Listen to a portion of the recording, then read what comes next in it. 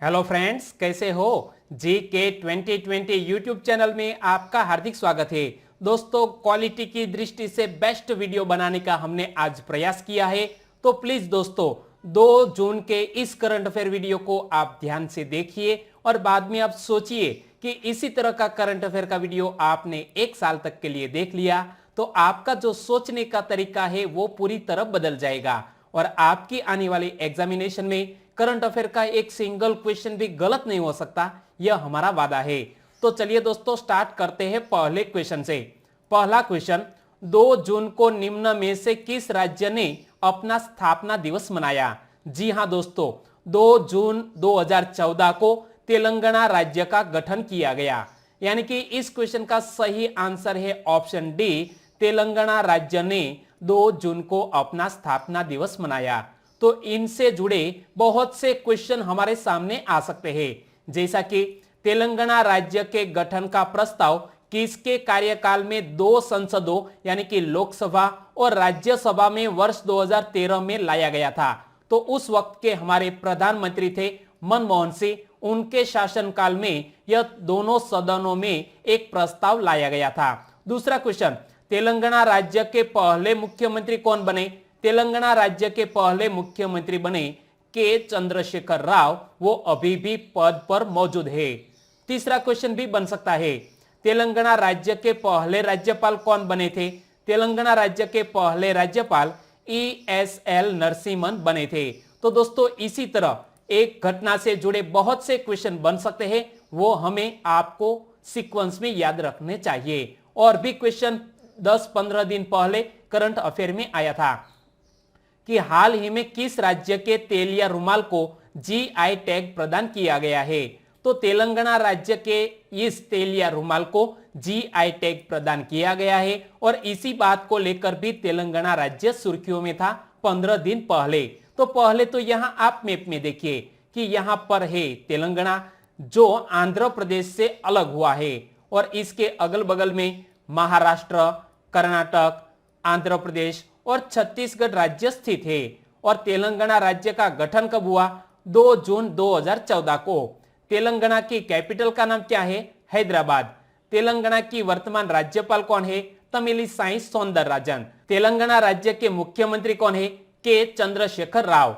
और तेलंगाना की आधिकारिक भाषा कौन सी है, तेलुगु। दूसरा क्वेश्चन, अरब सागर के ऊपर मंडरा रहे चक्रवाती तूफान को निसर्ग नाम किसने दिया है। तो पहले तो यहां आप इस सैटेलाइट इमेज को देखिए कि यहां पर गुजरात, गुजरात से आगे यहां पर महाराष्ट्र और महाराष्ट्र के तट पर यह टकराने वाला है तूफान निसर्ग, जिसका नामकरण किया है बांग्लादेश ने। किसने, बांग्लादेश ने। और इसीलिए इस क्वेश्चन का सही आंसर है ऑप्शन बी, बांग्लादेश। लेकिन जब भी आपके मुंह से बांग्लादेश शब्द निकले तो आपके दिमाग में तुरंत क्लिक कर जाना चाहिए कि बांग्लादेश की कैपिटल का नाम क्या है, ढाका। बांग्लादेश की करेंसी क्या है, टका। बांग्लादेश की वर्तमान प्रधानमंत्री कौन है, शेख हसीना। और बांग्लादेश के वर्तमान राष्ट्रपति कौन है, अब्दुल हामिद।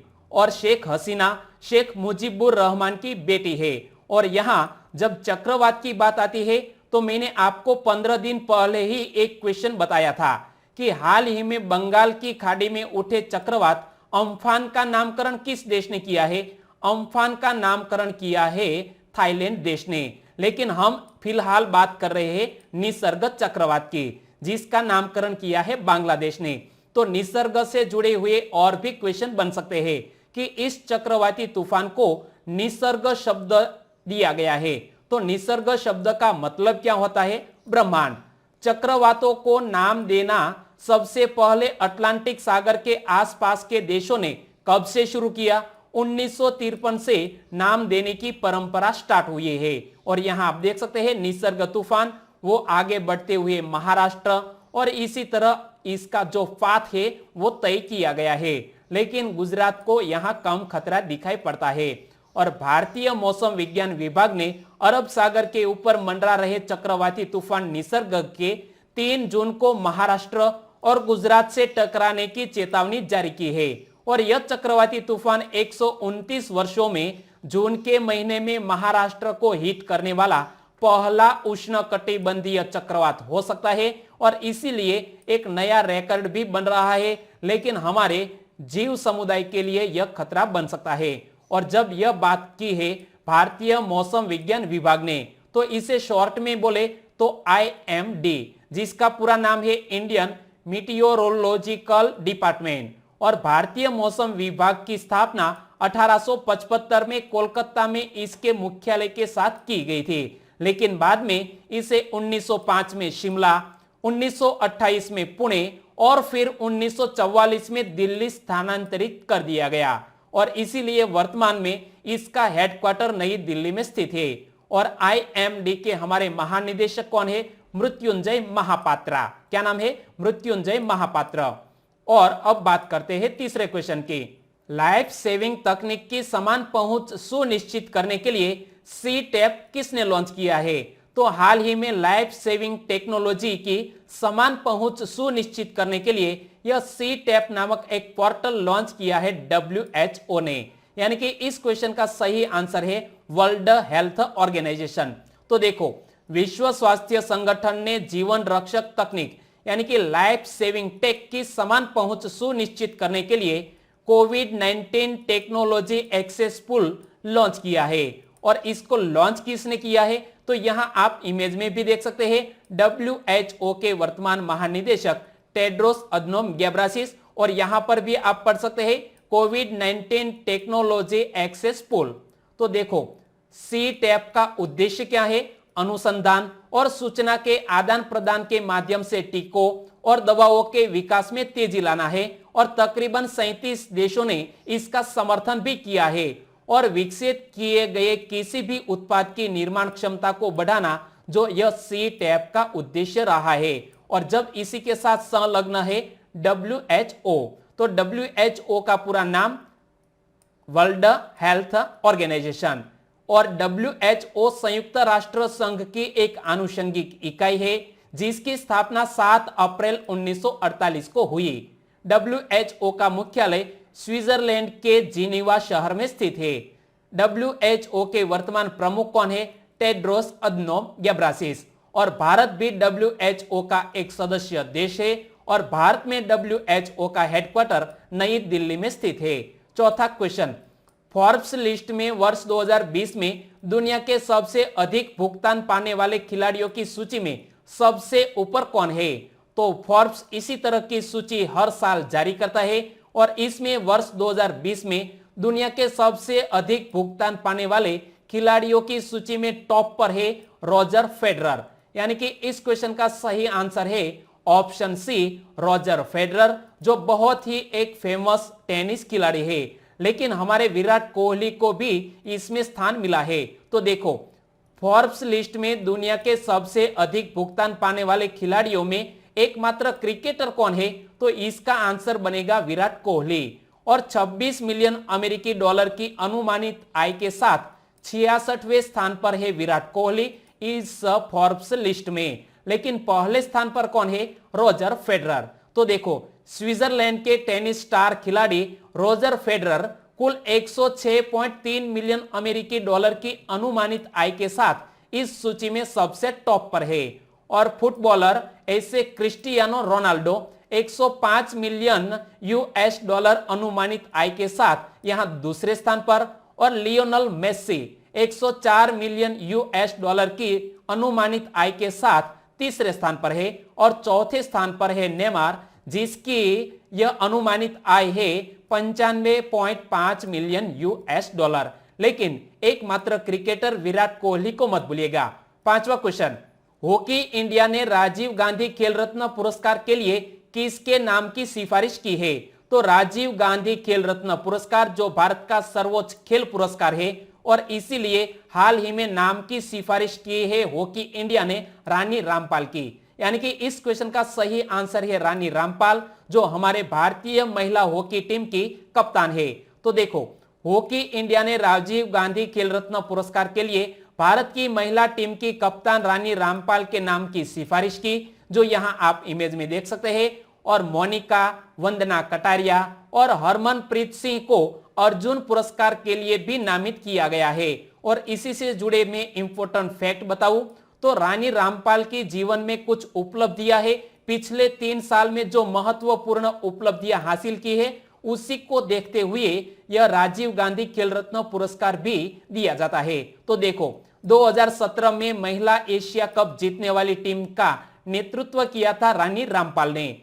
2018 के एशियाई खेलों में रजत कप जिताया था भारत को रानी रामपाल ने, और 2019 में FIH ओलंपिक क्वालिफायर में प्रवेश करने के लिए टीम में एक महत्वपूर्ण भूमिका निभाई थी और एक अहम टाइम पर एक गोल भी किया था रानी रामपाल ने। तो दोस्तों इसी उपलब्धियों को ध्यान में रखते हुए शायद रानी रामपाल को राजीव गांधी खेल रत्न पुरस्कार दिया जा सकता है, और उन्हें 2016 में अर्जुन पुरस्कार और 2020 में पद्मश्री भी मिला था, और वह पहली भारतीय है जिन्हें world games athlete of the year के रूप में नामित किया गया है। तो यह उपलब्धि है रानी रामपाल की। और इसी के साथ हम बात करते हैं राजीव गांधी खेल रत्न पुरस्कार की।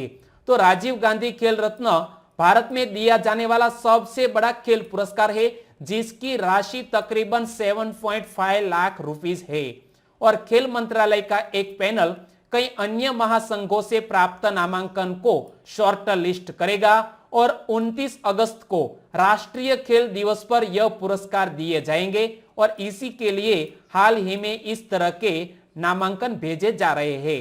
छठा क्वेश्चन, हाल ही में अल्ट्रा स्वच्छ नामक एक कीटाणु शोधन इकाई किसने विकसित की है? तो यहां आप देख सकते हैं अल्ट्रा स्वच्छ नामक एक कीटाणु शोधन इकाई हाल ही में विकसित की है DRDO ने, यानी कि इस क्वेश्चन का सही आंसर है DRDO। तो मैं यहां इसी के साथ जुड़ी हुई इंपॉर्टेंट बात बताऊं तो अल्ट्रा स्वच्छ नामक इकाई का उपयोग इलेक्ट्रॉनिक आइटम, व्यक्तिगत सुरक्षा उपकरण, कपड़े आदि को कीटाणु रहित करने के लिए उपयोग किया जाता है, और इस डिवाइस में ओजोन सीलेंट टेक्नोलॉजी का भी उपयोग किया गया है, और कोविड-19 से निपटने के लिए यह अल्ट्रा स्वच्छ नामक इकाई बनाई गई है। किसके द्वारा? DRDO के द्वारा। लेकिन DRDO से जुड़ा एक इंपॉर्टेंट क्वेश्चन एक मंथ पहले ही करंट अफेयर में था कि हाल ही में अल्ट्रा वायोलेट डिसइंफेक्शन टावर किसने विकसित किया है? तो अल्ट्रा वायलेट डिसइंफेक्शन टावर विकसित किया है DRDO ने, और इसी बात को लेकर भी मैंने आपको DRDO के बारे में डिटेल में बताया था। DRDO का पूरा नाम क्या है? The defence research and development organisation. DRDO की स्थापना 1958 में हुई। DRDO का मुख्यालय DRDO भवन नई दिल्ली में स्थित है। DRDO के वर्तमान अध्यक्ष जी सतीश रेड्डी, और DRDO का आदर्श वाक्य क्या है? बलस्य मूलम विज्ञानम। और किस मंत्रालय के अधीन DRDO कार्य करता है? तो रक्षा मंत्रालय के अधीन DRDO कार्य करता है। तो दोस्तों इतनी बात आपको याद रखनी है।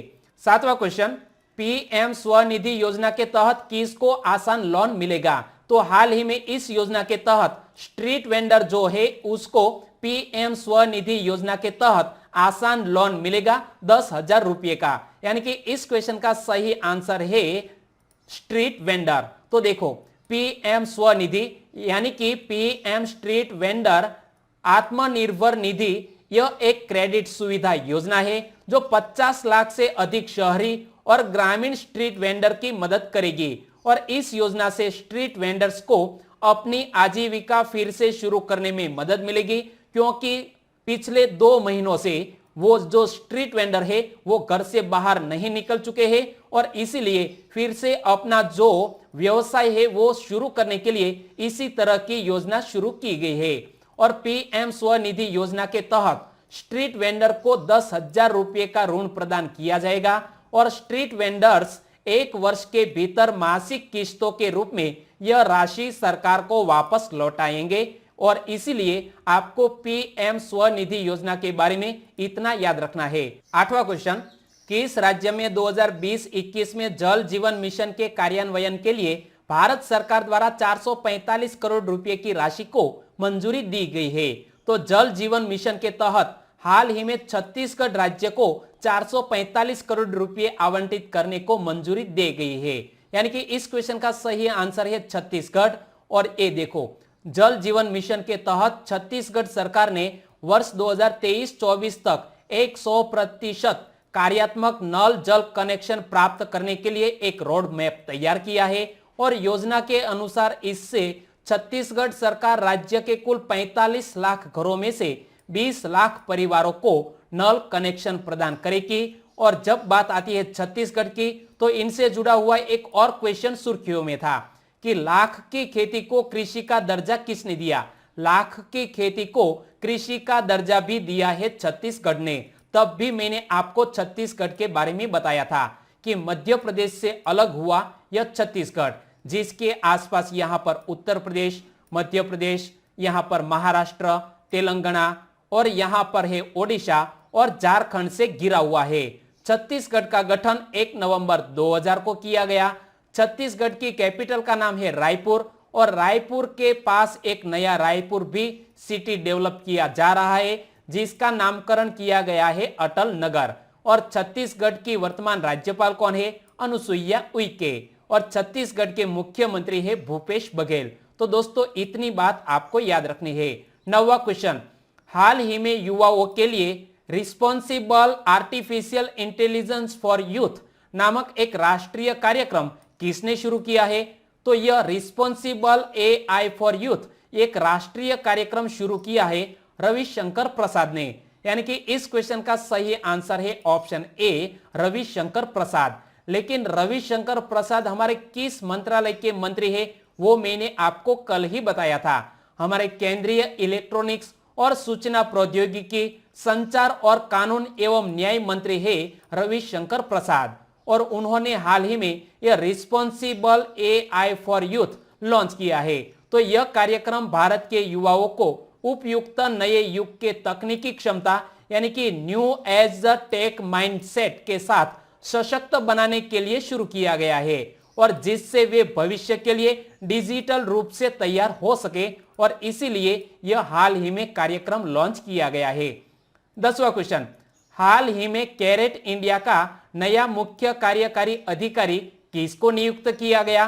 कैरेट इंडिया का नया सीईओ नियुक्त किया गया है हाल ही में अनीता कोटवानी को। यानी कि इस क्वेश्चन का सही आंसर है अनीता कोटवानी। वो बन गई है कैरेट इंडिया की सीईओ और यहां आप इमेज में भी देख सकते हैं अनीता कोटवानी को।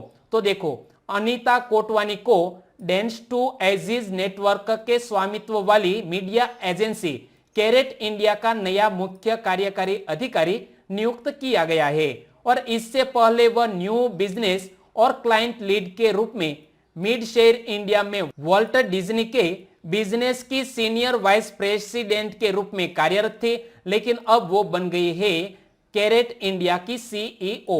11वां क्वेश्चन, हाल ही में प्रौद्योगिकी प्लेटफॉर्म चैंपियंस का शुभारंभ किसने किया है? इस प्रौद्योगिकी प्लेटफॉर्म जिसका नाम है चैंपियंस और इसका हाल ही में शुभारंभ किया है हमारे देश के प्रधानमंत्री श्री नरेंद्र भाई मोदी ने। यानी कि इस क्वेश्चन का सही आंसर है नरेंद्र भाई मोदी।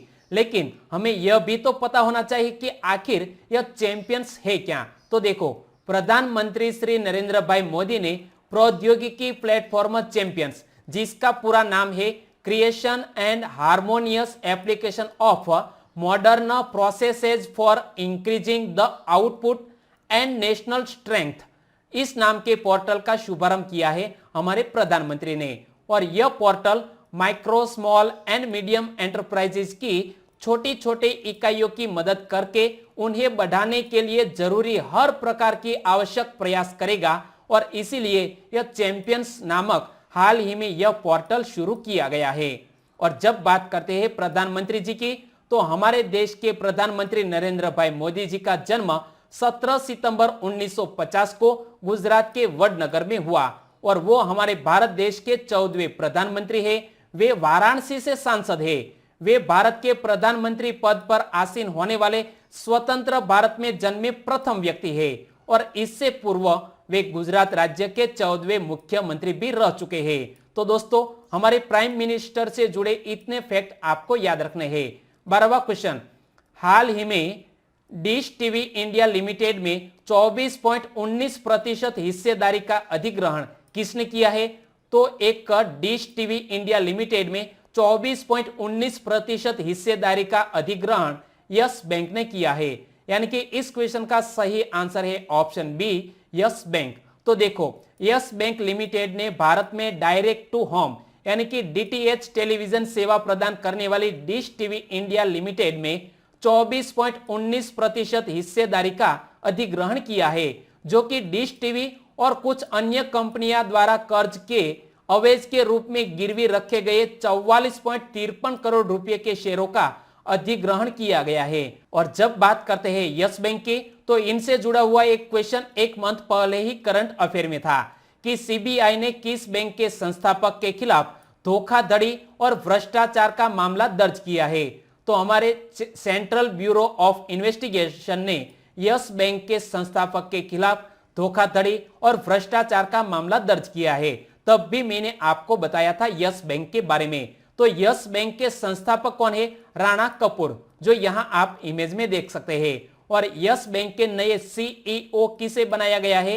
प्रशांत कुमार को। यस बैंक का हेडक्वार्टर मुंबई में स्थित है और यस बैंक की स्थापना 2004 में हुई थी। 13वां क्वेश्चन, हाल ही में सुर्खियों में रहा सेतु कराई तट किस राज्य का एक तीर्थ स्थल है? तो यहां आप देख सकते हैं सेतु कराई तट और इसके किनारे पर स्थित है यह हनुमान जी का मंदिर। और यह कहां पर स्थित है? तमिलनाडु में। यानी कि इस क्वेश्चन का सही आंसर है ऑप्शन सी, तमिलनाडु। लेकिन यह सेतु कराई तट सुर्खियों में क्यों है? तो देखो, हाल ही में central marine fisheries research institute के शोधकर्ताओं द्वारा मन्नार की खाड़ी में स्थित सेतु कराई तट पर एक दुर्लभ प्रजाति की मछली की खोज की गई है। तो यहां आप इमेज भी देख सकते हैं, यह दुर्लभ प्रजाति की मछली की खोज की गई है। कहां पर? सेतु कराई तट पर। किसके द्वारा खोजी गई है? CMFRI के द्वारा। और इसीलिए यह सेतु कराई तट सुर्खियों में है। तो देखो, ऐसा पहली बार है कि जब भारतीय जल क्षेत्र में कोई विशेष जलीय प्रजाति जीवित खोजी गई हो। और वैज्ञानिकों द्वारा बताया गया है कि छिपकर रहने वाली यह बैंड टेल स्कॉर्पियन फिश मछली की एक दुर्लभ प्रजाति है जो जहरीले कांटों से युक्त है। और इसका जूलॉजिकल नाम क्या है? बहुत ही डिफिकल्ट नाम है, या आप ध्यान से पढ़ो।